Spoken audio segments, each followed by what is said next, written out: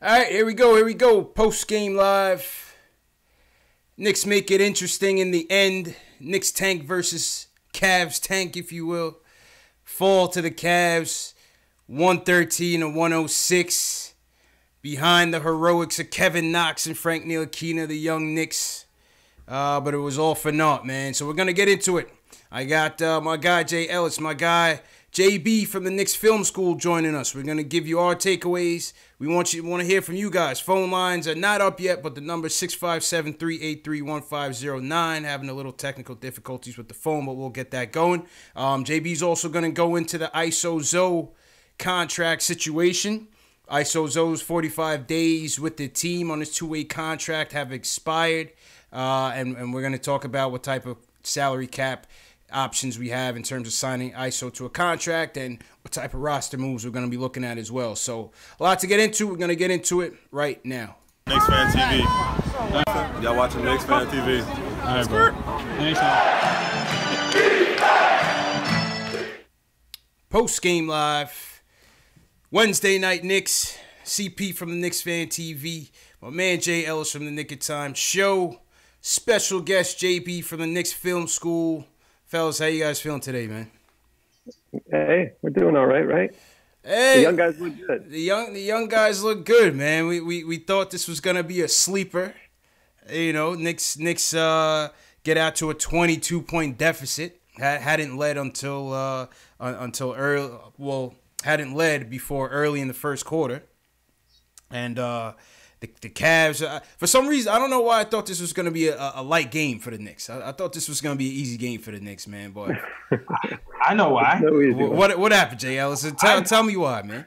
I know why, because we come out here, we beating teams like the Celtics, we beating teams like the Bucks, and you figure, oh, the Cavs? Facts. That's a cakewalk, man. We can skip through roses and win this game. Facts. And then you look around and you're like, oh, this is a game for real. Yep. Dover comes in, and it's like a homecoming to him, so he's all extra hyped because it's his first game back with the Cavs, and he ends up shooting crazy threes. We were never able to guard my dude from the Lakers. Clarkson. Yeah, Clarkson. Clarkson, yeah. Clarkson killed us, man. Yeah, and they steamrolled us. I mean, there were some good things, though. I like what I saw from the young guys, so yeah, I'm taking solace that the young guys perform well. That's what I'm doing. Factuals, man. JB, what about you? What did you take away? Speaking of the young guys, what did you take away from Kevin Knox and Frank's games tonight? Yeah, I mean, that's all we want, right? I mean, Everyone's happy when the young guys play good, and even the tanking fans are happy when the team still loses. You still don't want to see the way the game started. I mean, Knox, they put him in the starting lineup. I think we all can just look at the names in the starting lineup and realize the defense isn't going to be great, and it wasn't. But it doesn't mean, just because they're not all good defenders, it doesn't mean they have to come out, kind of not playing very hard or with a lot of energy. So that part you don't like. But, between Frank and Knox and even Dotson out there, doing his thing, I like that part of it at least. Yeah. Yeah, no, it was good to see. It was good to see them rally, fight back. Kevin Knox finishes with 19 points, 7 rebounds. Another strong rebounding game from Kevin Knox. Tries to put the team on his back, puts us up 1 with about, I forgot how much time was left on the clock when Moutier found him for that dunk. Rodney Hood comes back and scores. About a minute, yeah. And then, Rodney Hood comes back and gets that easy shot over Frank. What did you guys think about the last, not the inbound, but the possession with Moutier? I thought we should have tried to run a play for Knox. He was the hot hand all night. JLs, what did you think about that possession when Moutier takes it and missed that final shot? I didn't mind it, though, because I really didn't mind it because Moutier's had like a knack for hitting some big shots for us in those big wins. And I just felt like he was cold tonight. Like I felt like Moutier didn't have it tonight. I feel you, but right before he missed that, he hit a couple of shots in that same little spot that he got to where he missed the last one. So I don't hate it. I don't completely hate it. I understand what you're saying about the Knox thing, but I don't completely hate that call. Yeah. JB, what about you on that play that Moutier ran? I mean, I guess it's hard to think of that play without thinking of the last play where you say, and it's funny because Clyde has been off on this point because I think he even said it tonight where he's like, the Knicks coming out of a timeout, you can trust, they're going to have a nice play. And it's like, what are you talking about? Like, Yeah. I feel like that's the area that Fizdale has struggled the most, is getting these guys attention in a timeout. I think he's trying to design plays that aren't too complicated, but then it just isn't working. So, I think part of it is he wants them to actually be able to execute on something, and that's easier when you have a simple action like they did, with just letting Moutier go. Yeah. But then, like you said, it's just maybe not an ideal shot that you get out of it. It just seems to me like, I understand you want to keep it simple, but you can do a little bit better than just almost nothing on those last two plays. Yeah. I would say out of the timeouts, we all seen those double pin down screens a million times. So when the game gets tight, and those double pin downs don't work when the game gets tight because everybody knows it's coming. So you got to get away from that. And that out of bounds play, you just got to give it up to Dellavedova for guarding 5 men on the last inbound play. And you got to hope that Dotson actually comes back to the ball. Somebody comes back to the ball. Yeah, Cannon, Dotson. Yeah, it was just, listen, as a young team, to be even down by 22 points to this Cavs team, it was young team mistakes, and late game execution just cost us down the stretch. It was just a little too late. Too late. But Dellavedova, right, comes back to Cleveland and returns to Pitbull form, man. He got to thank LeBron for getting him that bag, man. I couldn't believe it. Yeah, I couldn't believe it. And it's like that second unit couldn't stop him. Yeah. It seemed like in that first half, it was just Dellavedova fever, and it was just like, whoa, what was happening here? It was like pull up after pull up after pull up. Yeah. I mean, 39 points in the first quarter. It's amazing that we were even in the game. You know what I mean? True. True indeed, man. It was like a tale of two halves. One of those tale of two halves, man.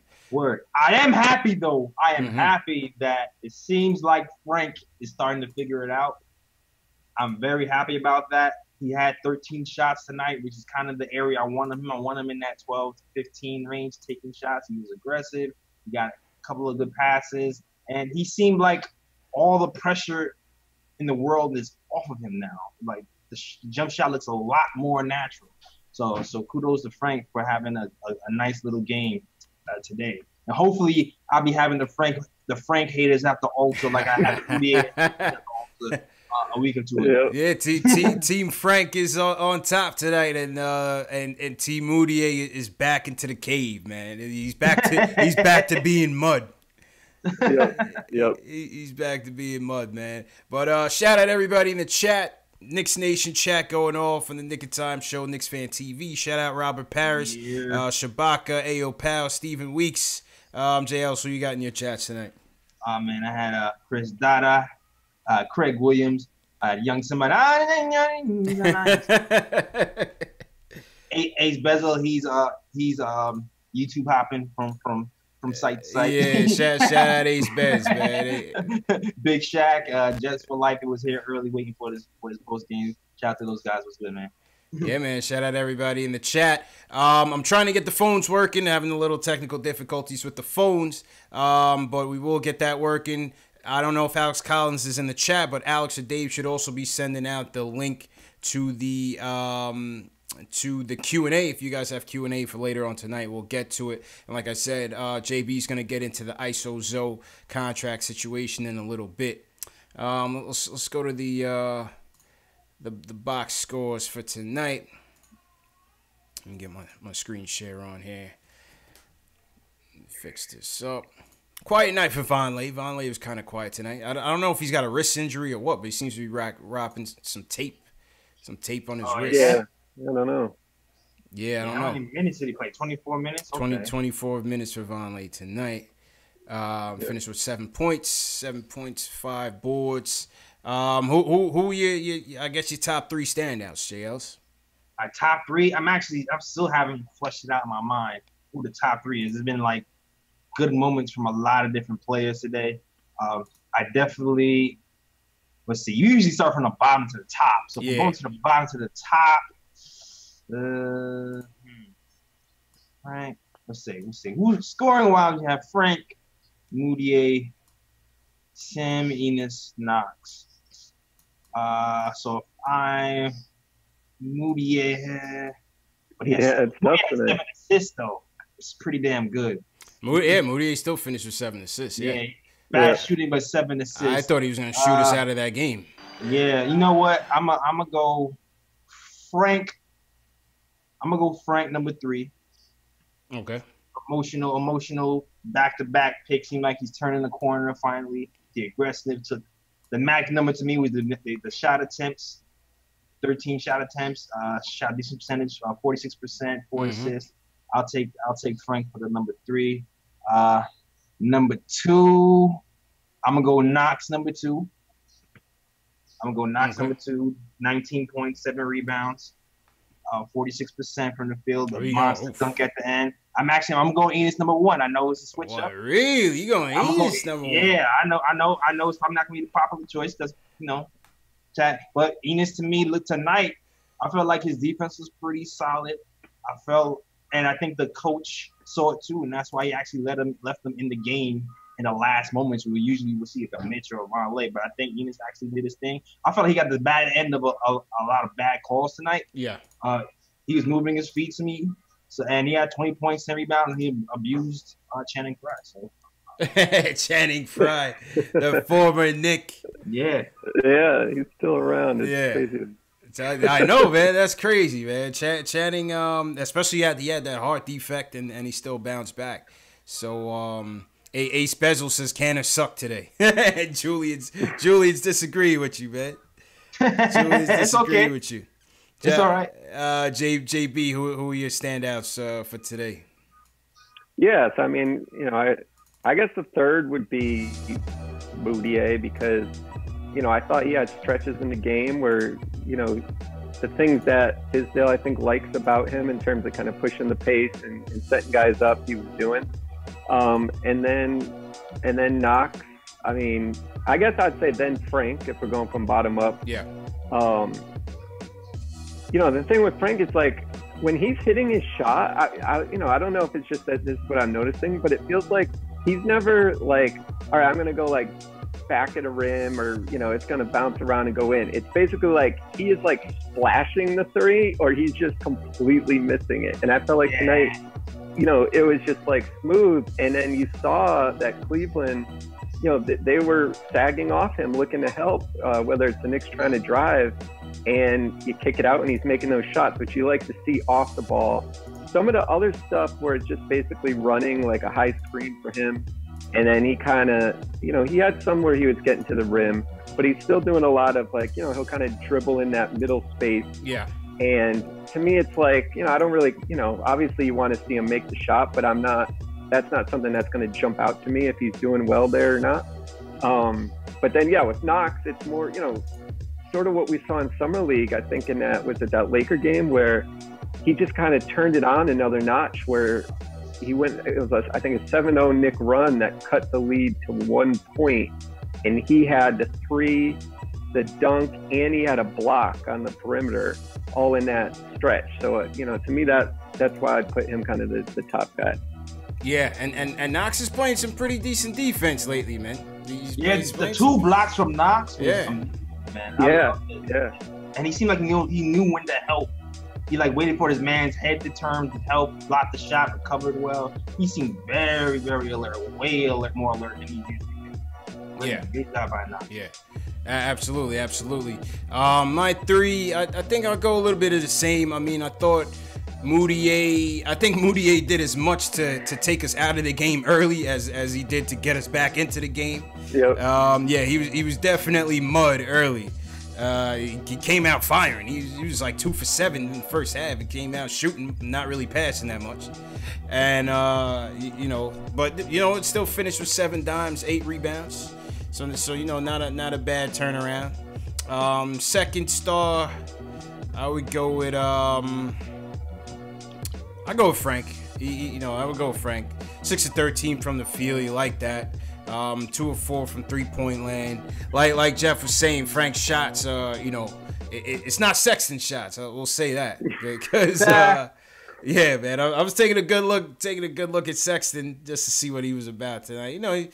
He was all right. He was all right, but definitely you could see, you know, his jumper needs a lot of work. His jumper needs a ton of work. But Second's gonna be all right though. Yeah. He'll be all right. Jet Life for Life says Frank got ripped 4 times. Yeah, I mean, listen, he did turn the ball over. Yeah, He definitely did. But I think, you know, there were other areas offensively where I thought he looked all right. He still finished with 16 points, 4 assists, 1 steal, 3 boards. Yeah, man, I feel like Frank was trying some new stuff. Like I never really seen.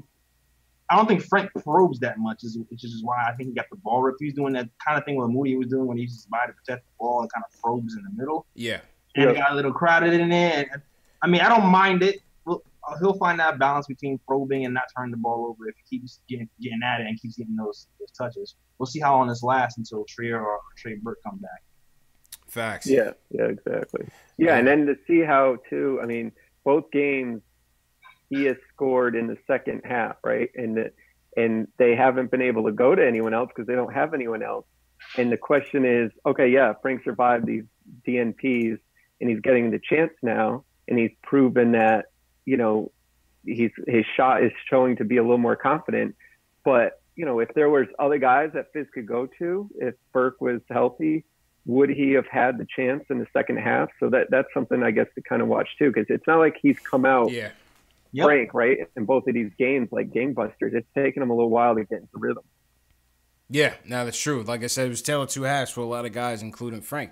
I mean, I think he ended up with 90% of his points came in that second half flurry. Yeah, I don't know where I was saying it. I don't remember. Shows are starting to blend together. But I don't know what it was my show or the post game live show. Yeah. But Frank is not Dotson, man. Frank is like a slow burn. He needs to run up and down the court like 4 or 5 times until he actually gets warmed up. Dotson just come in after sitting on the ice. And he's ready. And he just throwing up, even though he had a bad game today. But they work 2 completely different ways. So it just seems like Frank just needs minutes and rest. Yeah, Dotson, he's just dripping energy. I mean, it could literally be they're losing by like 25 points. Yeah. And sometimes that would be when he would get his minutes, like last season. And he would come in and it's like, this guy, you know, it's like he's been playing all night and it's, you know, the final minute of a tie game. Like, he's just always ready. So I agree with that.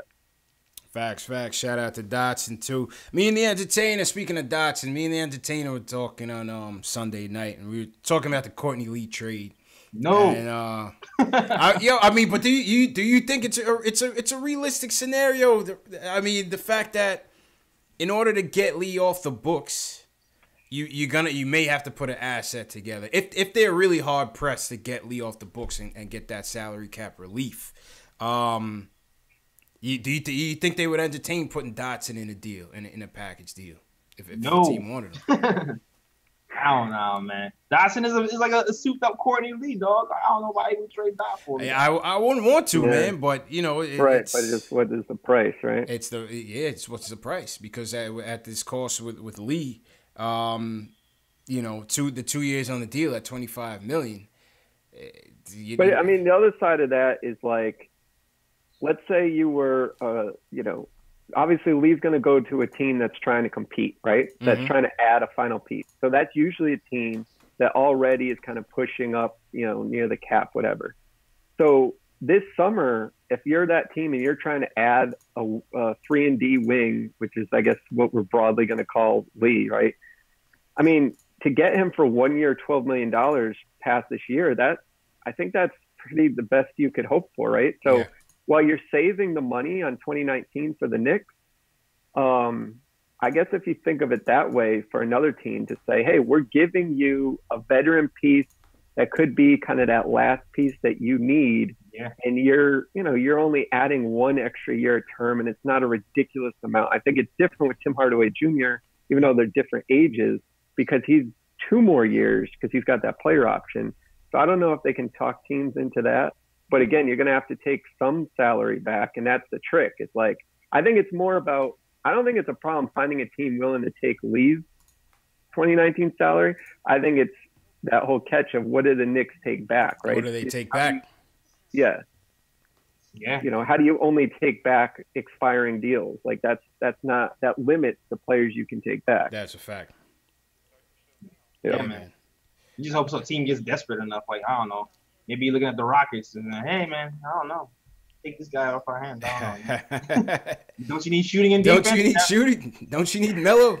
Yeah. Shout out. Reese is off the market. I don't know. Try something. Shout out my guy Melo, man. He's back at Black Ops early, man.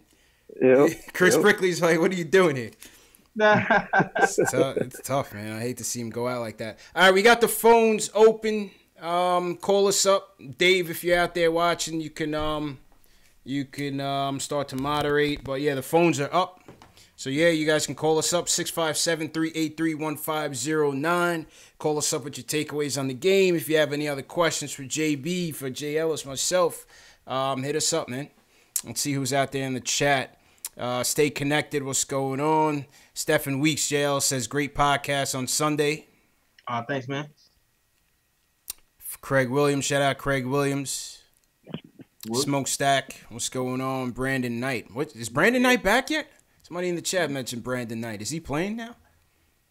I don't know. He is? Did he? Yeah, I'm not sure. I thought he had like an ACL. Maybe he had didn't he have an ACL injury earlier this year, or was that last year? I thought he was injured. I don't know. Yeah. CH says Brandon Knight and a number 1 pick for Courtney Lee and Dotson. I don't know about that. JL said, nah, man. Let me shout out to the Facebook. Shout out everybody on Facebook. Sean Jordan, Allen C. Bradley says, Mario Hezonja has played like garbage this season. A complete waste of our precious mid-level exception. Yeah, Mario's not it, man. Above the rim, what's going on? All right, let's take the first phone call. The phone lines are up. Let's see, 914. Julian, start us off. Julian, what's going on, man? What's up, fellas? Wait, Julian. Since you're up in Westchester, did you happen to check Courtney Lee's debut with the Westchester Knicks last night? Were you supporting Courtney Lee? I caught that. I caught that. Hey, Julian was watching a public access television. Westchester Knicks. All right. Anybody? Hey, man, he showed some signs. Yeah. A little inefficient, but he's got to get back into a rhythm. Hopefully, definitely. We can get him up out of here. Oh, hopefully. But the thing with Lee that I love, just for staying on Lee for a second, is he's self-aware. He has self-awareness. He understands his problem, and he's gonna fix it in the G League. And if more of our guys were more like that and played for the team and didn't go one-on-one all the time and did the best thing for the team all the time, it would be great. But, yeah. Yeah, I mean, listen, you're right. But, I mean, I think Courtney Lee's situation it's a one-off situation. You know what I mean? Like, he wanted to do that, Right. And I feel like with the young guys, with the rookies, I feel like there's a PR part of it where they don't want that. And, I feel like there's a PR part of it, man. I don't know what JB and JL, what do you guys think? I feel like if to put a Knox or even a Frank down in the G League, it's almost admitting that they're not at where they need to be. What do you guys think? Yeah, I don't know. I mean, I definitely get that they could, I guess, have that concern, but they've shown that they're willing to have guys go down to Westchester in between games and play. And I think the fans are, aware enough to realize that that's all it is. So, it'd be one thing if you're sending a guy down there for a stretch of games, but they've had a couple of stretches recently where they've had 2 days off in a row, so why not? But you're right. Why not? It's strange they've decided not to go that route. Yeah. JL, what do you think about that? Sending guys to the G League. I mean, look, Dotson did it last year. He had games where he pretty much just went to the G League, took a train, came back and played the Knicks the next day or the same day. So, I mean, I don't think there's anything wrong with it. I mean, especially for Frank, I mean, at this point, we'll see what happens when Trier and Burt come back. With Knox, there's enough minutes for him to go around at that small forward, power forward position.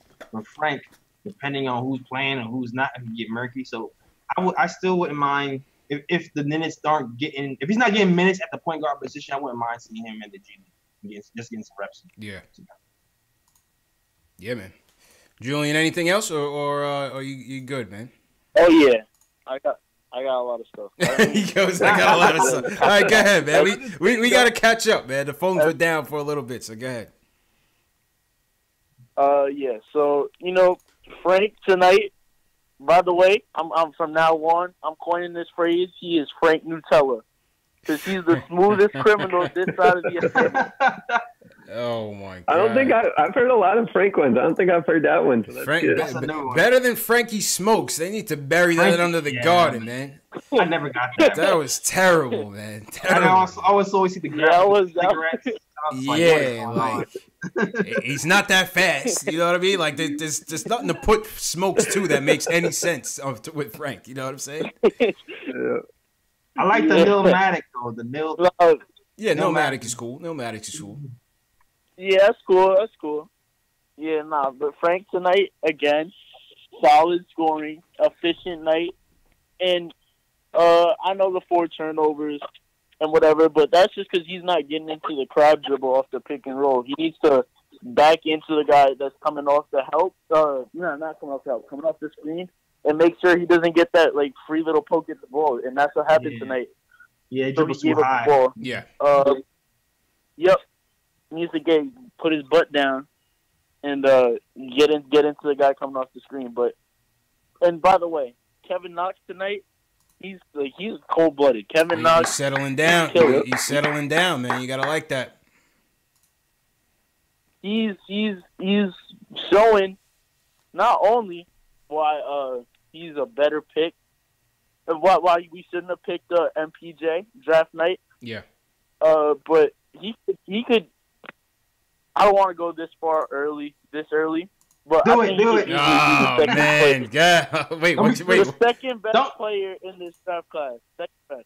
Behind, it's a lot of guys playing well, man. It's a lot of guys playing well, man. Ayton playing well. We'll see him. We got him coming. Yeah. He looked smooth tonight, man. Ayton is like. Yeah, no. I told you, he's a Rolls Royce of an NBA player. Yeah. He's clean. Everything about him. And that dunk, he's like, when he gets older, when he gets some of those man bones in, he's gonna be such a problem. Yeah. He's gonna. Nah, he is, man. He is. He's gonna be appreciate the call, Julie. He definitely is. I just want to get to some more calls since people have been waiting. Let's go to Mike from Brooklyn. He wants to talk about Frank and Knox. Mike, what's going on, bro? Hey, what's up, guys? Love the show. How you feeling, man? Thank you, man. What's up? So I really liked the way Knox played tonight and everything. I thought I was a little disappointed he didn't touch the ball after that dunk. It seemed like the play when they were down 1. That Moody was trying to get fouled on for some reason, which he always does. He's just trying to go up with it. Yeah, I would have rather have lost. I would have rather lost with Knox with the ball in his hands. I would have rather lost that way. Yeah. It is what it is. Yeah, and it looked like that play was being kind of run for him because he was supposed. It was like he set a screen and then he flashed to the basket, but he didn't flash hard enough. That's a little problem with him sometimes. I don't think he flashes hard enough or cuts hard enough, but that will come with age, with confidence. He'll be able to put a little more motor into his cuts because, sometimes he looks a little lackadaisical, but I don't think that's a problem. He's 19 years old and he's so talented he could still take over a game in a few seconds like he did tonight, even without, putting all his heart in it. I hope he keeps his confidence keeps growing now and become a norm for him. I just want you guys' opinion on that last play by Rodney Hood. I was surprised, Frank's a really great defender and Hood never goes right. He can't lay it in with his right hand. He can't throw a floater up. He always goes. He does that same move. Watch him in the finals last year. Watch him for Utah for years. He dribbles to the middle of the paint with his right hand, hard right dribble, turns to his left, and goes up with the left hand. He can't go right. And I was surprised Frank gave him so much room. He cleared it up for him to spin like that. Go ahead, JS. It looked like Frank anticipated him turning back right because when he turned back right, like if you see when he turn back left, because when he starts going back right, it looked like Frank was trying to give it to him. And then Frank was kind of right there when he spun right back left, and he was pretty much hand in hand with him, but he just made the shot. Yeah. That's what I was gonna say. It's like, he was right there and he had to come across one screen. I mean, I wonder in that situation if you're right. I mean, you should have the scouting report and understand about it. But, it's almost like Frank, he's coming around the screen. He's chasing him. It just almost seemed to me he's just playing, I'm just manning this guy up. And that's what he sort of did. But unfortunately, yeah, if you give a guy, actually, it's funny. Jimmy Butler was just talking about this on the last JJ Redick podcast, where he's just like, if I get to my spot, like, it's over. If you give a guy, you can actually be defending him pretty well. But if he gets to that spot in the court where he knows that's his shot, then even if you're right up on him, it doesn't really matter. And that's kind of what happened there. It's muscle memory at that point. Factuals. Appreciate the call, Mike. All right. Thanks, guys. Have a good night. Oh, you too, man. You too. All right, let's go to Ari from Manhattan. Same topics. Wants to talk about. He talks about Fizdale and Knox. Ari, what's going on, man? How you feeling? Hey, what's going on, CP and JLS? Thank you for having me. I don't know. As you guys know, I've been a very harsh critic of Frank Ntilikina.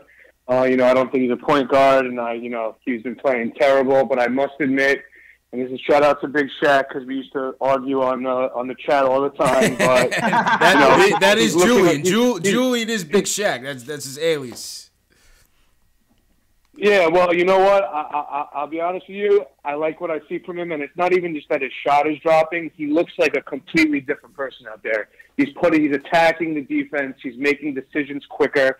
And you know what? I know a lot of people on the chat don't like Fizdale. I mean, we all know he's not the X's and O's guy, but I think he deserves a lot of credit for the way he's been handling the young guys, making them earn their spot. And you know what? I think Frank, the benefit for Frank is I think that he hit rock bottom, and he's like, you know what, fuck it. Like, I'm just going to ball. Once he got over that. This is a family show, Ari. Come on, man. Come on, man. You just ran away like five kids to bed, man. Come on, bro. I'm sorry. All right. I think he really, like, he grew up a lot, and I think that Fizdale deserves a lot of credit for it. You have to remember, Fizdale wasn't brought in for like the X's and O's. He was brought in for player development and free agency. We can't really grade Fizdale until we see what happens this summer. And I think that the way he's handled Trey Burke and Dotson, all of them have came off after being benched and came out and performed better than before. Yeah. So I think that goes overlooked, and I think that everyone should just wait on Fizdale until the summer and see if you could attract some free agents. Yeah. So that's the first thing. Well, So I'm certainly waiting to pass judgment on Fizz. But JB, interestingly enough, you were talking today about that in terms of Fizdale's impact with those benchings and not really statistically not really making that much of an impact. Well, go a little bit into what you were saying earlier today. Yeah. It's just that I think what happened was, with Dotson, I mean, he had good games. Like, we all watched them before he was benched. And that's why people were upset when he did get benched, is because it wasn't like he was playing bad. And then when he came back, I think what happened was he had some of the long gift games, right? But then I didn't see it as like, he was doing something different. But then Trey Burke, I guess, was maybe the one you were talking about that I saw on Twitter, where he was benched, he came back, he had 4 really good games, but then the last 4, right before his injury, he shot something like 19% from the field, and he was doing Trey Burke stuff where he's not setting up the offense for anyone else. So it's like, I think we all remembered, like, they got benched, they played really well those first couple games, so then we just decided, it worked. But then if you actually watched the next couple games and just kept track of what they were doing, it's like, then he came back to earth of what he was doing. So, like, did the benching work because he played good for 2 games after, or not because over the 5 or 6 games he kind of averaged out, is kind of what I was saying. It's not, I guess there's more to it than just like looking at the numbers. Part of it is keeping these guys accountable, and there's there's other aspects to it. But I just didn't see enough when you look at, especially Trey Burke. He played some of his 3 or 4 worst games right before he got injured, and that was after the benching or whatever we want to call it. Yeah, there was different results based on different times. Like, I feel like with the Dotson thing, his defense and the way he played every game has always been the same. I feel like when he got benched is when he started missing his shots. But I feel like, I don't know, I kind of just felt like that would just turn around eventually. It's just some rookie thing because, you're just not used to playing 82 games in the season and being that consistent for the whole year. So I didn't feel like that was warranted, even when his shots did start to go down. It just seemed like I just benching because the shots aren't going in anymore. Right. So that kind of bothered me because in the beginning of the season he was preaching the defense. If you're playing defense, I don't care if you're missing shots as long as you're playing defense. And then Dots is missing with shots and still playing defense, and he got put on the bench. So I was just like, I don't understand that what's happening there. And then of course the Mario thing. Right. But I mean, everybody's got to get a look. That's how I see it. Even though I get frustrated with the Mario thing, even though I get frustrated with benching Dodd, benching Frank, you have to realize that the guys that they brought in this year, this isn't like a competitive or contending team that's just adding in fillers at the end of the rotation. They're adding in guys like Vonleh, like even Mario, to see if, or even Moutier last year, to see if potentially they could be plan Bs or Cs or Ds or Fs or whatever it may be come free agency. So everybody's got to get a look, and hopefully the Hazonia experiment is over with. But I understand it. It's me in the chat says I'll believe it when they bench Timmy. This is like 3 games in a row. These guys are called to bench Timmy. I don't see that happening, man. I don't see it happening either. It's not happening, though. Man. It's not happening. Timmy had that crazy stretch where he wasn't hitting the broadside of a barn. Facts. It's not happening now. Yeah, now that he's like half hitting the barn again. Hell yeah. All right, Ari, appreciate the call, Ari. Let's go to Brett in NYC. Wants to talk about Knox and Frank. Brett, what's happening, bro? How you doing? How's it going? Good. How you doing, man? Very good. So yeah, my question is, I know it's a small sample size, but do you think if Frank and Knox continue to play well with the addition of Dotson and Trier and Robinson, would that be enough to entice Kevin Durant to come in free agency, or do you think that's not enough and that KP would have to come back for, let's say, 20 games or so? Who wants to take this first? Jay Ellis? Go ahead, Jay Ellis. Pick on. It seemed like KD won his money. Know what I mean? So yeah. First and foremost, and shout out to JB. The road to Kevin Durant seems very, very slim. You have to pretty much get rid of everybody. So I don't even see. Yeah, especially with this Lee trade, man. It just does not seem feasible to me. It doesn't seem feasible to me with this Lee trade being a roadblock. Well, yeah, they can get KD. I think the point was like we were talking on Twitter the other day about getting another guy.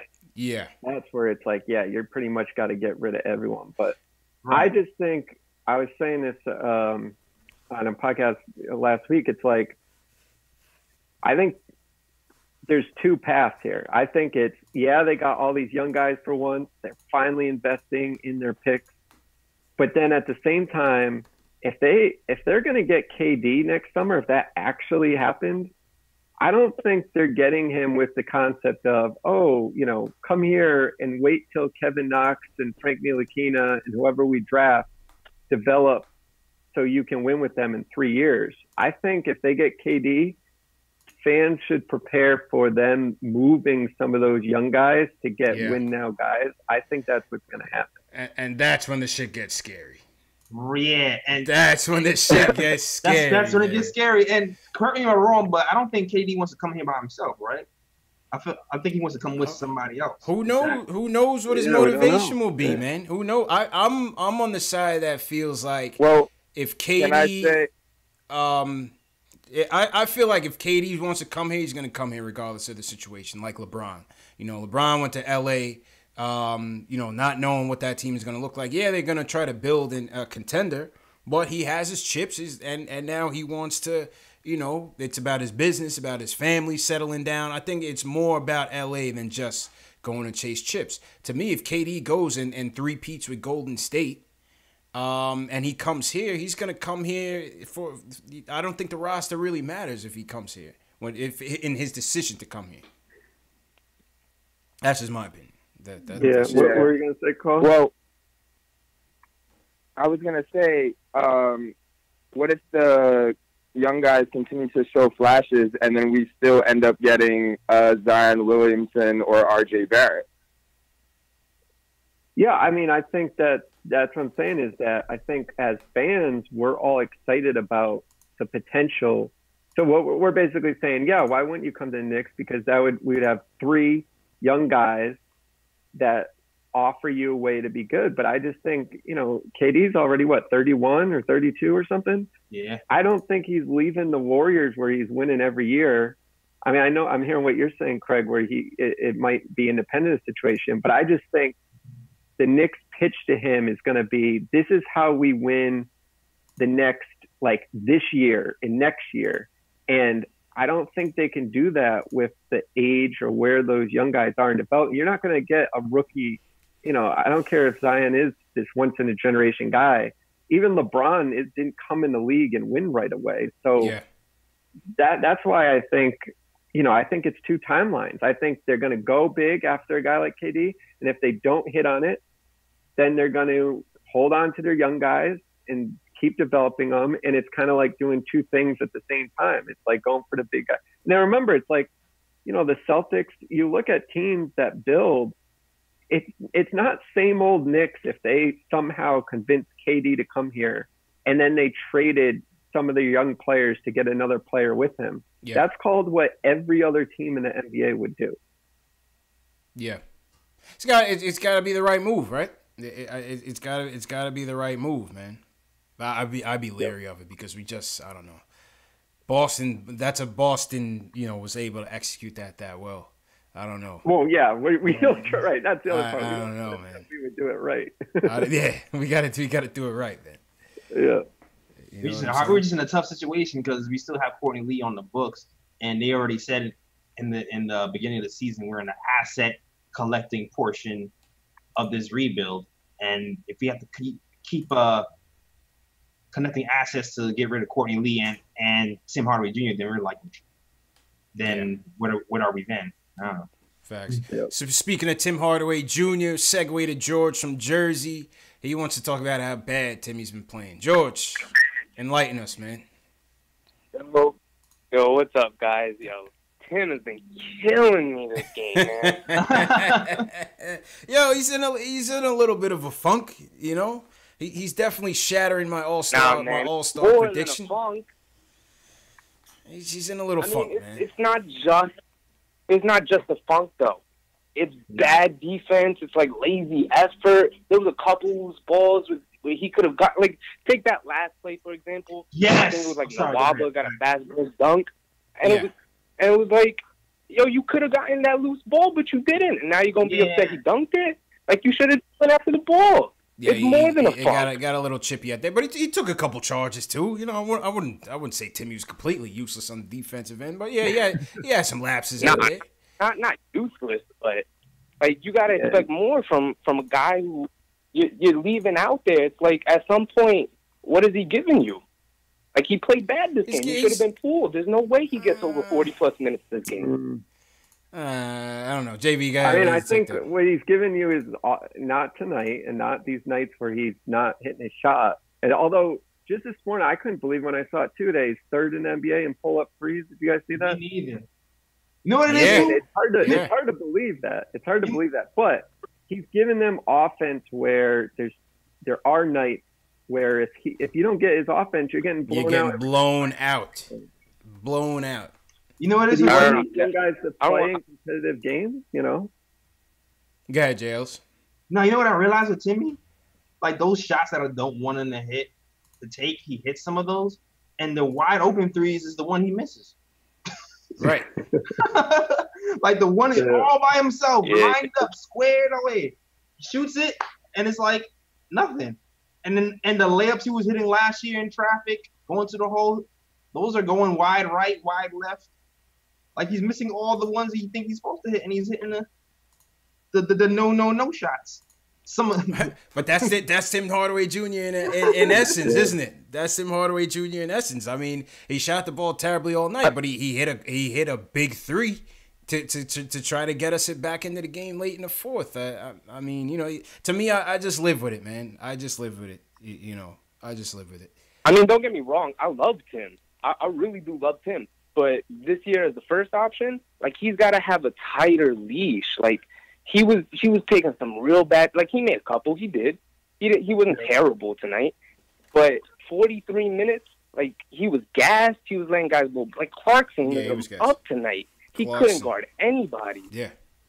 He got to have a shorter leash. Like, of course I want him out there. He's our best offensive player. But on nights like tonight, where he's just jacking up bad shots, he's taking guys out of rhythm, he can't guard Clarkson. Like Clarkson's a talented guy, but you can't let him go off for 28 easy layups on you. He was just killing me tonight, man. I couldn't watch it. Yeah, I mean, appreciate the call, George. I mean, listen, man, that's just comes with the territory of being Timmy. You know what I mean? That just comes with the territory of being Timmy. Jails. I've been pulling my hair up. Yo, listen, man. I told you guys he was gonna be an all-star in our preseason previews. He was trending that way. He's taking a little slip back, but we'll see. Still early to get Timmy to Charlotte. You know what I'm saying? It's still early to get Timmy to Charlotte. James in Flatbush. We got James in Flatbush, the Nets fan, in here. He said it was the NBA version of the Tank Bowl. Were the Nets playing tonight? Nets must have been off tonight. That's when James pops into the chat. He's a closet Knicks fan that masquerades as a Nets fan. Nah, shout out to James. Shout out to everybody in the chat. Wolf from Long Island, appreciate the call. Jamal Simpson in here. Jamal says Timmy's trash. Come on, man. Ross Tedisco says he can get to the rim. They call me Tack all the way from Hawaii. Says, man, Timmy gonna Timmy. That's just my take, man. Timmy's gonna Timmy. KR says he's an actor. T. Williams says Tim needs to learn to pass the ball. Yep. Robert Rodriguez says Timmy's J.R. Smith 2.0. Yep. Along those lines. What the hell is JR doing? Did JR get a team yet? I don't. JR the Rockets are looking at him. Wow. Yeah, that's it. Right. He's waiting for LeBron to call him. He's gonna be waiting a while. He's gonna be waiting a while. Yeah, man. JR and Melo is back at Black Ops, just chilling, man. That's how it works. He didn't even want to play for that Cavaliers team, man. Crazy. All right, let's talk about this ISO situation, JB. What do you think? Yeah, I mean, there's just so much to it because it's like he's on this two-way deal, right? So they at least have, I guess, the ball in their court in terms of if they don't come to an agreement with the deal, he just goes back to the G League, right? So it's kind of like on the Knicks' terms. But to me, what is interesting about how this unfolds is how, like, are the Knicks willing to play that type of hardball as they're trying to, like, build this culture around this young team? Because you could argue it's in the Knicks' interest to make sure if they do want to keep him, that they sign him to a 2-year deal. Because you don't want next summer, let's say he continues to play well this year, right? I mean, you're talking about a 22-year-old guy who's proven he can play and score in this league, and now he'd be a restricted free agent this summer, and someone could just throw an offer sheet at him, which if the Knicks are trying to clear space like we've just been talking about, that's going to hurt him. You don't want to, I mean, I'm not even saying he's going to get some crazy offer sheet, but even if he got, 6 or 7 million, so you sign him for the 2 years, you don't have to worry about that. You can plan for what his cap hit is, but he might say, no, I'm not doing that. Like, I think I can get that offer sheet, so I want to get it. And that's where I think it gets interesting, because it's like, all right, well, do you let the negotiations drag on where he's literally now back? Because the Knicks could say, fine, you go to the G League, and then let's see what kind of offer sheet you get after you spend a whole year in the G League. I don't think they would take it that far, but to me, I guess that's in a nutshell, like the interesting dynamic to watch out for. So you're saying that they could put him into the G League this year, and at the end of this season, would they have the ability to match any deal?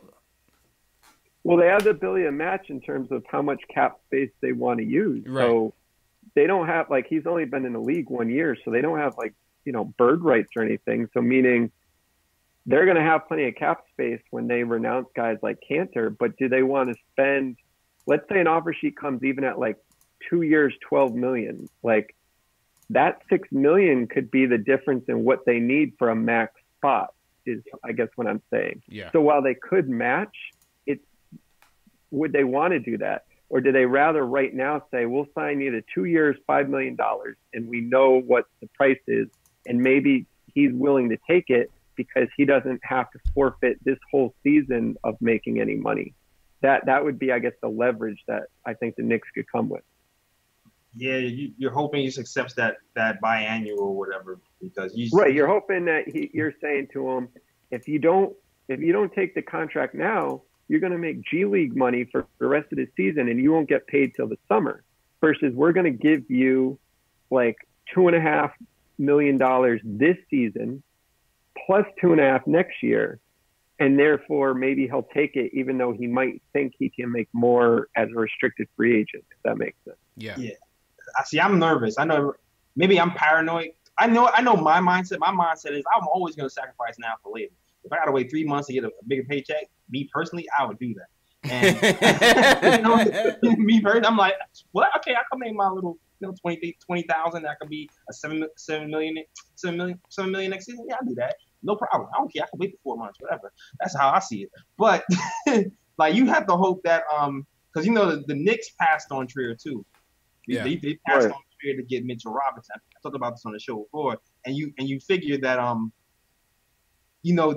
we hope that he's not really bitter about it. But I don't think so. I don't know. You hope he's not bitter about it, and just like, I understand that now we have Mitch and Trier together. But you just hope he's not bitter about it, and he signs with us. We'll see what happens. The timing of the injury is so weird to me. Yeah. Like my conspiracy theory brain goes, is this real? Yeah. Just like how I wasn't really sure Courtney Lee was real for mad long until I see him have a little speech talking about how he thought his basketball career might be over, and I actually felt bad. Yeah, then you're like, oh shit. So my brain can't help but go, is this real? Is he really injured conveniently around contract negotiation time? Yeah. Right. And then going to conveniently get better right when you can trade somebody around the December 15th deadline? I don't know. Yeah, it's interesting. They say, you could argue they may be buying some time. You saw they put ISO Luke in the game, and he was letting it fly. It was almost like an extended tryout for Luke Cornett, man.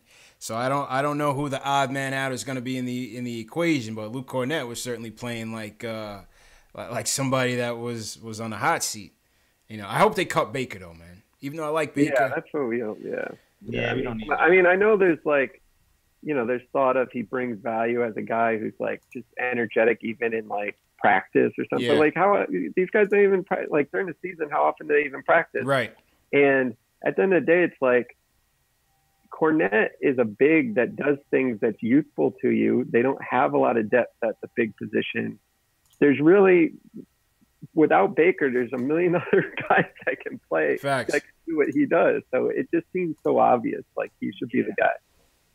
Yeah, I think it definitely should be. Somebody in the chat said, what would the cutoff price be?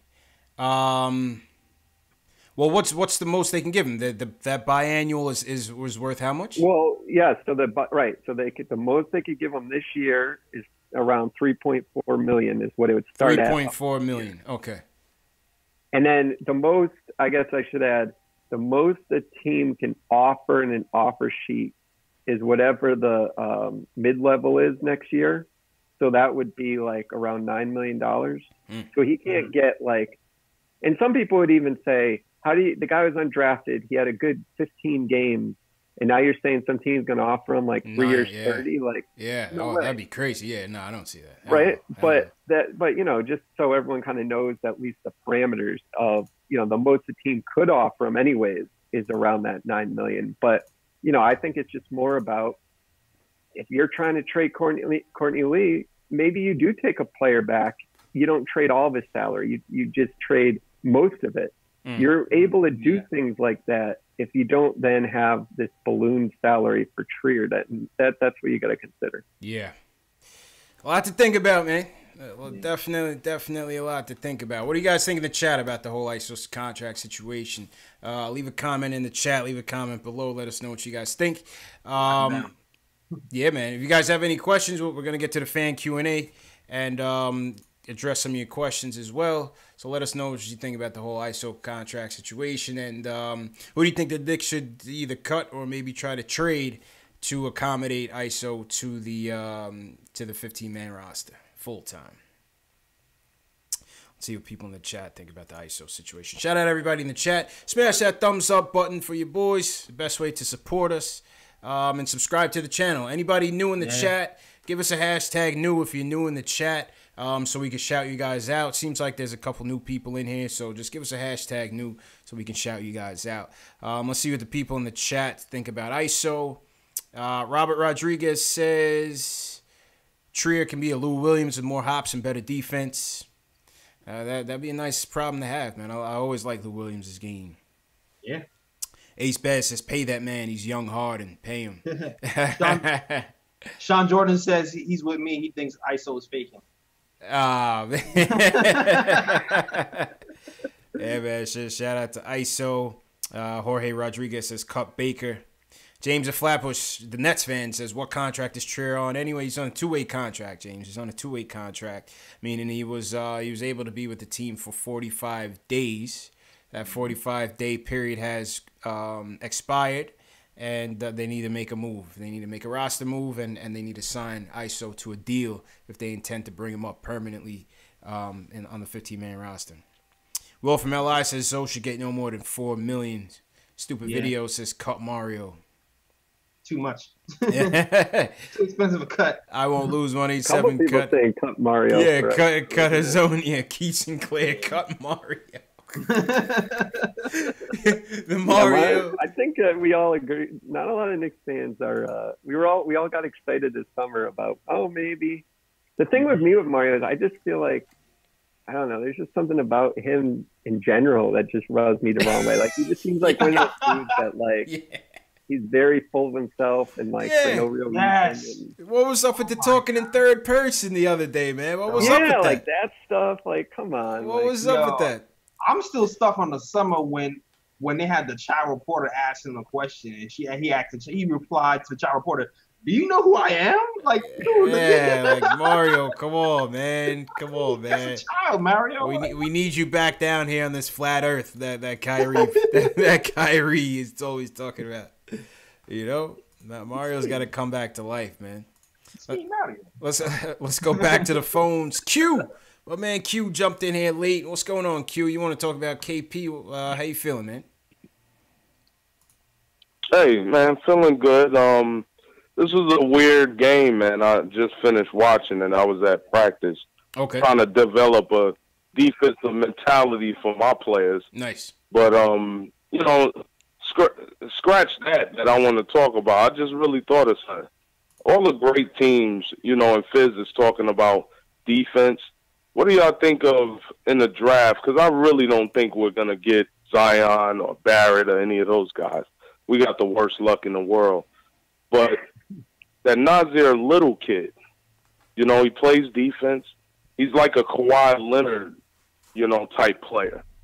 I think if we focus on getting another guy to play the wing that plays defense, because Tim don't play defense. We're going to have Tim. You know, other guys, Moutier don't play defense. Any of the guys I'm thinking we're going to keep, we can get a better player in the draft that at least play some D.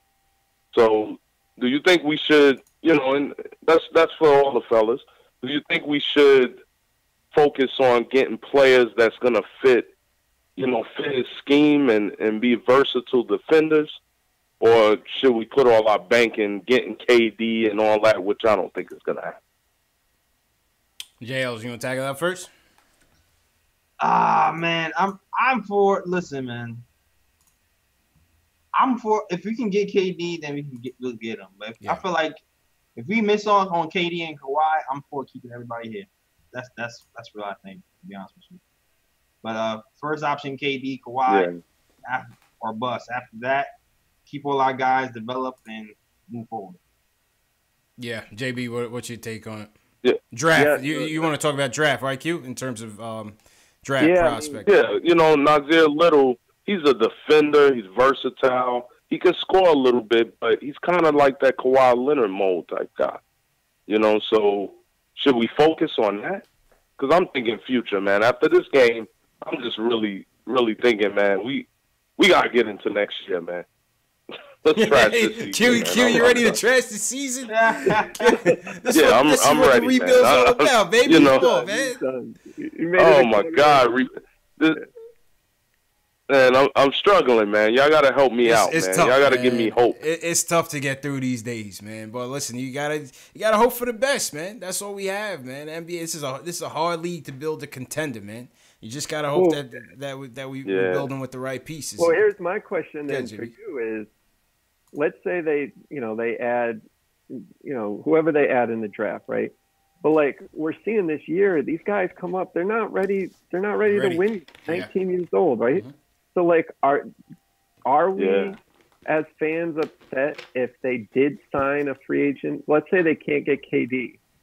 Well, why not go draft a player and sign a veteran that at least the team is like, somewhat competitive with all these young guys? Or do you guys think, no, I just want all young guys or superstars or nothing else? Because that's kind of what I feel like I see from people. They're either like sign KD or sign no one. Well, what about just drafting the right guys and just putting in the right veterans that mix with them so they can develop? I mean, I agree with you. When I say, I guess let me clarify. When I say KD, Kawhi, or bust, I mean, when I say that, I mean don't overspend on like a massive contract. Yeah. Like if you end up getting like a Rubio or something for like a good deal or something like that, I'm cool with that. But see, to me, to get these guys from their teams where they can make a boatload of more money, you're always gonna have to overpay, and that's my thing. It's like, yes, I would like to eventually. I don't want to stack the team with just young guys. That's a Phoenix problem that you're seeing right now. That they're never gonna move. They're never gonna inch the needle because they just don't have enough veterans or good veterans to kind of fortify that team. Eventually, you have to get rid of some of those pieces. But at the same time, it's like, our luck would be you put in all this money in a player, and he's just by year 3, you're like, man, what is this guy doing here? Get him off the team. Yeah, you know what I'm saying? It's a gamble. Man.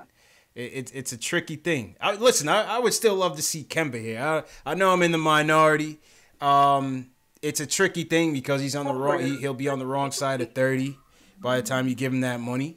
But I just feel like Kemba would be that veteran to me. That's like, all right. Yeah, that would be that. Well, so even if you overpay for Kemba, I guess the point is, let's say his contract is a disaster in year 4 or whatever, right? Yeah. You're still saying that Knox is what, 23? The draft pick that they have next year is 22. Like, I guess what I'm saying is, like, the core young guys of the team, they're going to be just entering their prime whatever contract you sign this summer is over with. So it's not like you can almost say this summer can be the guy that bridges you to when you are actually ready to compete. That's fair. Q, what do you think about that, man? Q's right that. He's tired of I really think we should focus on these drafting players, because if you look at Golden State and you look at Toronto. Now, Toronto went the free agent route, and they got Danny Green and Kawhi, and look how great their team is now. They traded. I never expected Toronto to be this good. Yeah. So they did it that way. But Golden State, they built through as far and added a couple veterans here and there. I just think if we get that Nasir Little kid, it can give us a defender on the perimeter.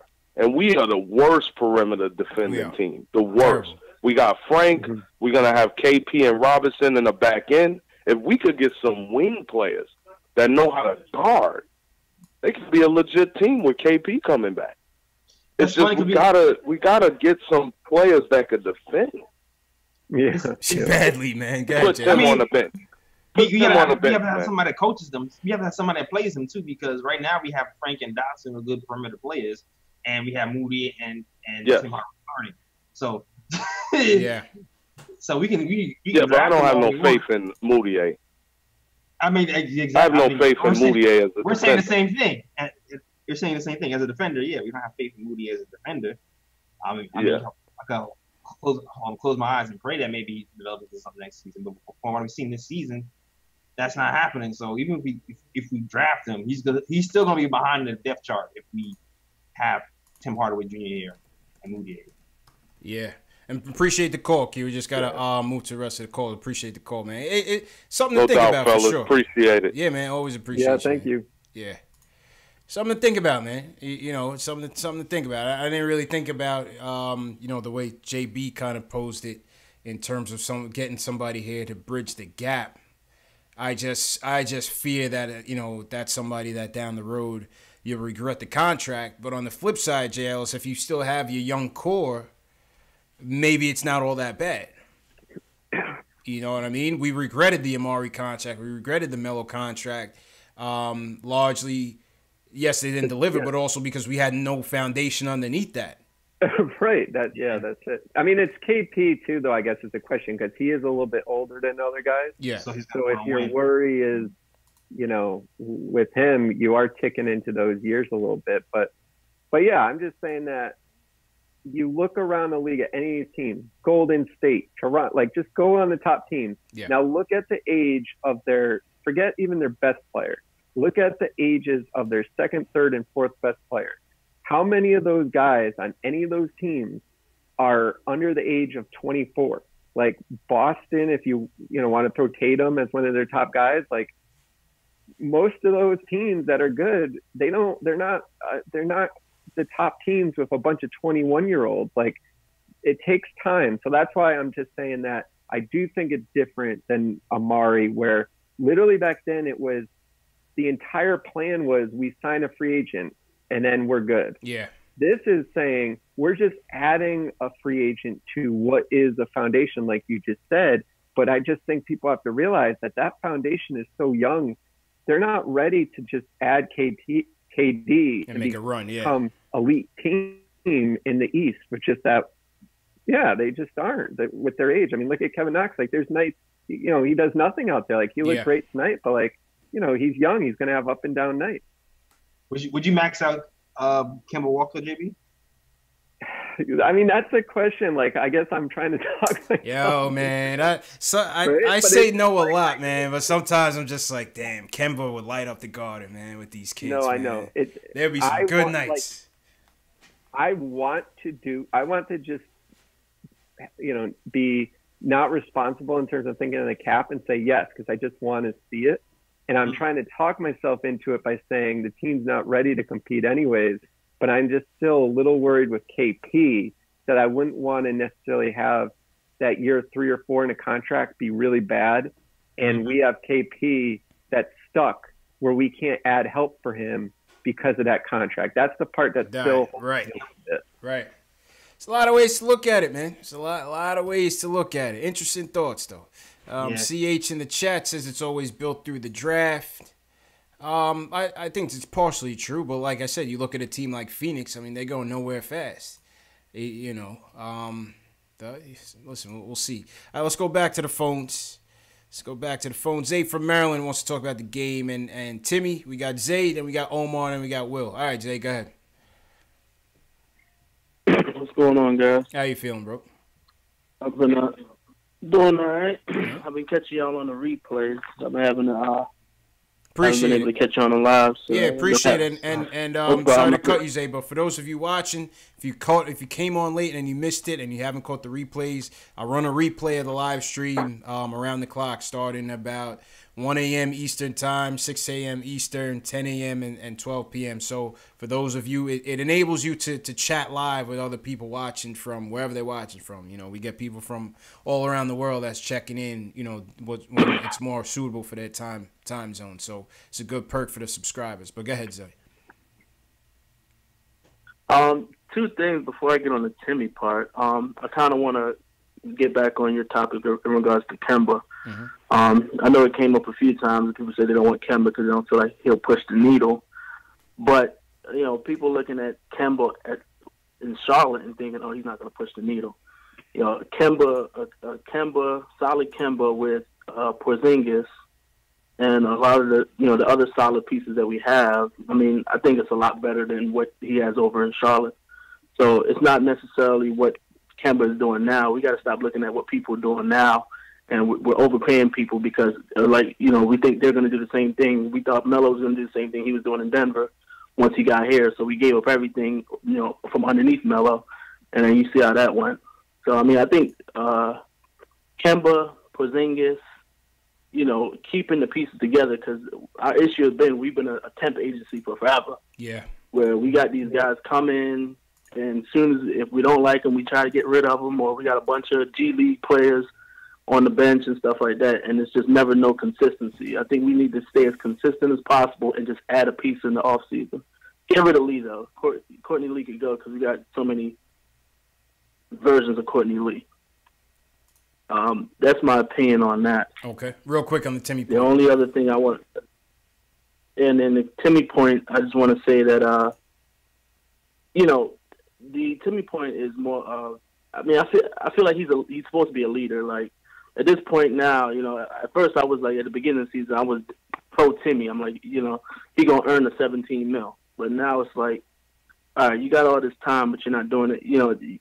There's no way you're the leader if we're having close games with Cleveland or whatever like that, So it's like there's no hunger, there's no aggression. It's just like, I mean, that's just kind of crazy to me. I don't know what's going on with that.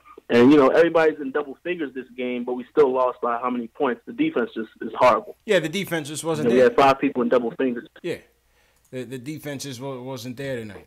And appreciate the calls, eh? It just wasn't there. I would like for them to step it up a bit, especially on the defensive end. It was Matador decentral out there. They were like I said, we gave Clarkson 28 points. I mean, when was the last time he did that with the Lakers? Yeah. All right, let's see who else we got. Omar from Manhattan wants to talk about direction of the team and free agency. Omar, what's going on? Hey guys, how's it going? Good. How you feeling, bro? Good. Welcome to the show, JB. Actually, I wanted to ask this primarily because I know JB does a lot of breakdowns with the cap and free agency moving forward and the direction of the team. Mm-hmm. First off, I thought this was actually Knox's best two-way game that I've seen him play all year. Yeah. It just seems like he's just reading the floor better. His defense is, better, on the ball, off the ball. He's getting easy baskets now. He just looks way more confident and more sure of himself out there. But with the team moving forward, I know you guys have discussed Kemba quite a bit. Now, JB, I know you're saying you don't want to use cap dollars up, but you have to look at it as an opportunity cost situation because, all right, so first off, the draft happens before free agency. What if we're lucky enough to draft Zion? All right? We draft Zion, and the only guy that's willing to take our dollars is Kemba, okay? So you give him that max slot, $30 million per, $31 million per, whatever it is. 2020, there's only one guy that's going to be worth it in free agency that you would throw those dollars above Kemba. It's Anthony Davis, and he's probably going to figure out where he's going to be before then. Probably get traded to the Lakers. I think he goes to Boston. By then, and then he'll sign his extension. He's going to do his pre-agency thing like that Bill Simmons does. So really, the next wave of free agents is in 2021. So if you sign Kemba, like I said, hypothetically, we get lucky enough to draft Zion, get Kemba, which, Kemba, KP, Zion, Knox, that's at least a second-round team. And if KP and Knox and Zion develop as guys, that could go further. That's where the potential is. But by 2021, when the next chance you'd have big free agency, Hardaway is going to be off the books. Lee is going to be off the books. And you may have a decision to make with Ntilikina and also Mitchell Robinson. So there's a scenario that I just painted out now where you could clear close to another cap space, another max space in 2021 while having signed Kemba in 2019. What do you guys think? Because I think then that would actually be worth it. Even if they don't develop into a finals team, you know what? Get Kemba, get Zion and KP and Knox a point guard. and see where you go from there. I don't see what the downside is in paying Kemba because there's nobody in 2020 that's really worth it. Fair points, Yeah, no, JB. What do you think? I think those are definitely fair points. And I think the other thing that we've all seen is that when these star players want to go somewhere, the team figures out how to make it work. And a lot of times it's about, is your team competitive, and do you have extra assets to make a move to get them? So meaning, I don't think it's just saying, oh, who's the free agent in 2020? I think it's who's the star, because it happens every freaking year with more than one guy. Who's the star that's going to get upset next year and is going to want to go somewhere? And he might look at the Knicks, and if they're better than, like you said, they could maybe be a second-round playoff team with the right roster. Like, I guess I'm just saying that I think the other opportunity cost people need to realize is if the Knicks are just winning 20 games a year, I don't think any star is going to be like, I need to force my way there. Yeah. I think if you are with I guys agree. like KP or Zion, and then you say, just like the Sixers, right? Like that's what basically the Sixers did with now Jimmy Butler. Covington is basically their Frank, right? Like that would be like the Knicks trading Frank. Like I hear so to me, that's what it comes down to. You develop those type of guys so that then you make the big move when the timing is right. So yeah, I think what you're saying, makes sense. Yeah, and I look at it as that I don't really see a downside now if they sign a Kemba. He'll be 29 next year, and I think he's a young 29. He hasn't had a lot of miles on his legs. He played 3 years at college. I think he entered the league at 21, 22. And his game's going to age well. I know he's little, but like look at Redick. He's 34, and he's coming off screens having a career year. And I just think that, since there's no real free agent in 2020, I know you painted the scenario, well, what if there's another star that might want to trade his way? Well, guess what? If that's the case that summer or after or going into the 2020 season, well, you have Tim Hardaway's expiring deal as a chip to make a trade so you can match dollars for guys like that. Then you could go package, Tim, Frank, a first, and then you're adding a guy next to KP, Kemba, Zion, or whatever, Barrett, and Knox. And that's how you would get that additional star. I just don't think this actually, you got to look at it as so black and white, where it's like, no, Kemba's not worth it. You got to save it for, someone who's worth it, like AD, Kawhi, or, well, you know what? If those guys are already signed up and they're not going to be available, you got to see what's out there. I've also considered Terry Rozier. I know people don't love him, but the fact of the matter is he was one game away. You don't want him, but he's a starting point guard of a team that was one game away from the finals. I understand that. And he's 24 years old, I feel like he's going to be cheaper. He's not going to be a max guy. Yeah, but you're still going to have to pay him a boatload, though. He wants 15 million. How much you think he'd go? He wants 15, I heard. You take him. 15? I heard. If that's what he wants, I would actually give him it. No, man. I don't want him, man. The cap's going up, by the way. So $15 million is almost like $10 million from a couple of years ago. It is. And if he's making less than Tim, he's a young player that's ascending. He was the starting point guard on a team that was Game 7 in the Eastern Conference Finals, making big plays. I think there's actually something there with him. But again, whether if it's him or Kemba, I think that there's not really like an opportunity cost giving up if you throw dollars at them, especially if you hit big with this draft. Okay. That it might actually be worth it to put a guy there. You'll be a little closer than you think to really contending. And, the options moving forward after that won't be abundant. It's not going to be like the mistake that I think we did with Tyson Chandler, and everyone realizes it now, is that with Anderson Billups instead of Amari, we missed out on possibly getting Chris Paul the next year. That was an actual viable scenario. That was the opportunity cost given up to sign Tyson Chandler.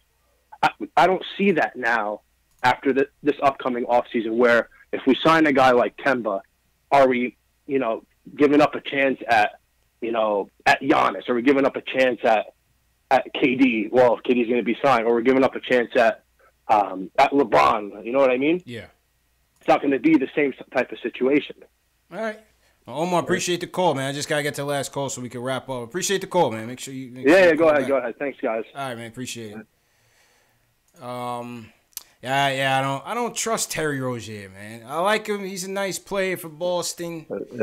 I don't know. He's that's the guy. Yeah, he's tough to overpay for. I don't know. Like I kind of feel like it's a Tim Hardaway Jr. situation. Yeah, I don't trust him. It's a gamble if you're gonna give him that much money. Yeah, because of what he did last season, he hasn't shown it this season. I mean, granted, it's because they have more guards there. Facts. So it could be he's the ball in his hands. Facts. All right, well, last call of the night. Will wants to talk about Knox and the picks. What's going on, Will? Oh, what's going on, CP, JL, Jeff? How you doing? How you doing, bro? How's it going? Just chilling. I wanted to first talk about Knox. He had a great game. I always said that, Knox shooting form, from the jump looked really good. And he played a lot of defense today. He did slip up in some plays, but overall I'm very happy with Knox, and I'm happy how he bounced back from the media and everything like that. But I wanted to talk about draft picks, because looking at Colin Sexton, if he was still on the table, I think the Knicks were pretty, dead set on getting Knox. But I think it's about getting the best player available. For me, I don't know. Right now, I heard that. Yeah, because I look at the Suns and I think that they move DeAndre Ayton to the bench or whatever, and I think they kind of hurt in thinking that they should have probably taken Luka, and it's I just hope that no matter what happens come this draft pick, that the Knicks really think about who's the best player available. I think it would be great to have a wing, but if Zion's available, you get Zion. If Cam Reddish is available, you take him. You got to take the best player available. And then we still got to remember that, going back what happened a couple of days ago with the whole Dwayne Wade and LeBron thing, LeBron, he said the Garden, and there's only three, right? There's either the Boston Garden, and we know he ain't going there. JL is bewildered. JL is bewildered. He didn't mean anything by it, man. He didn't mean anything by it. Well, I don't know. I don't care about LeBron. I know it was. Yeah, I don't care about LeBron either, but it's just to say, we still got to remember that, if it's LA and New York, these are the biggest markets in the NBA, and we got to remember that we are in a big market. We're proud Knicks fans. We come to the games, and eventually, players love playing here, and it's all about getting the good draft picks. Yeah. Getting. We got to set ourselves up. You get the good draft picks, you get the players. Kemba, I personally wouldn't take him just because I just feel like, he's like a beat down, Mercedes, a lot of miles on. He's car salesman tries to sell you. He was great. He was great, 3-4 years ago. I would have jumped at the opportunity, but now he got a lot of mileage on him. Yeah. I think he got 2 more good seasons. But either way, I respect, us going for big guys like that. But either way, it's all about getting good draft picks. Good on Kevin Knox, and then we'll be all right overall. But either way, love the show. Y'all keep doing what y'all doing. Always appreciate the support. We'll always appreciate it, man. All right, Dave, that's it for the calls tonight. We'll jump into the rapid-fire questions and then wrap up. JLs, we got 2 big Shaqs in the chat tonight. We got Julian and another big Shaq, man. Whoa, it's like Dwight Howard. Yeah. I think they're going at it in the chat right now, man, for supremacy, man. Big Shaq supremacy going on in the chat right now. Do it for your name. Oh, my God. But yeah, man, definitely good show. Shout out to everybody in the chat. Smash that thumbs up button for your boys once again. Please. Yeah, man, it's been a good talk. All right, let's run through these rapid fire questions real quick. Ace Bez says, "How the hell did Fizz not draw up a play for Knox after he caught the dunk? Feel like a tank move. What do you think?" Yeah. I mean, listen. Like I said, we touched on it earlier. I thought they should have ran a play for him, but they shouldn't have been in that position, man. They shouldn't have been in that position. Fizz trusts Moutier. Yeah, and that's true. That's true. In a nutshell, Fizz trusts Moutier. Because Moutier came through a few games, so Fizz trusts Moutier. Yeah. And Moutier is going to do Moutier anyway. Let's be honest. He's going to take the shot. All right. Reaper Bad says, is Tim comparable to J.R. Smith or no contest? Also, how can we get rid of him? Yeah, I guess you could compare him to JR a little bit here and there. J.R. Smith shot better from 3. Interesting. How we get rid of him? You stuck with him. I don't think no team is gonna take. He's stuck with him, man. You know, you just hope. I think the hope with Timmy is that as his team improves, he becomes a lower priority in terms of the option. Yeah, if he becomes the fourth or fourth best option, I think you take that. I think it means you're an improving team.